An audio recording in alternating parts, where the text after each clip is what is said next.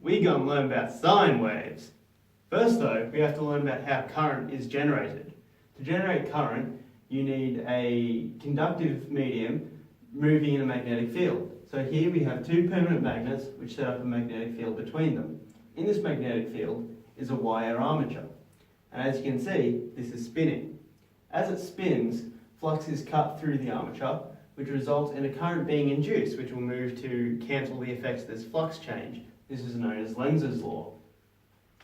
As the armature reaches different angles within the field, a different amount of flux is cut. At 90 degrees, or perpendicular to the magnetic field, the maximum amount of flux is being cut. Whereas at 0 degrees, or parallel with the magnetic field, no flux is being cut.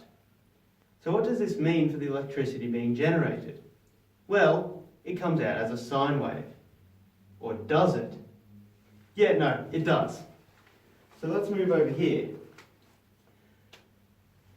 As the armature rotates, we get a relation like this.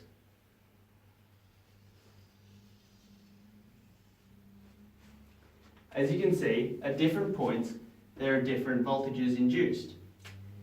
Here and here, we have our maximum values of 5 volts. This is when the armature is at 90 degrees to the magnetic field. Here and here, we have our 0 values. This is when it's at 0 degrees to the magnetic field. There are a few important things to note about this sine wave. Firstly, we have our peak voltage from 0 to the maximum value, which is 5 volts. The peak-to-peak voltage is pretty easy to come up with from that.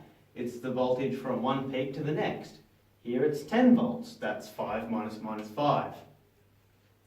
Another important feature of the sine wave is the period, which is how long it takes to complete a full waveform. Here it's 4 milliseconds.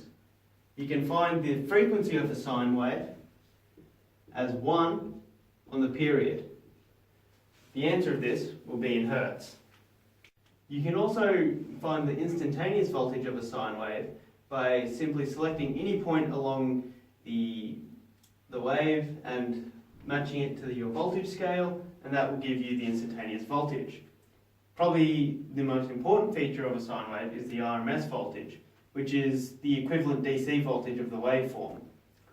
You find this by dividing your peak-to-peak value by √2. And that's your RMS voltage. Thanks for listening to my TED Talk.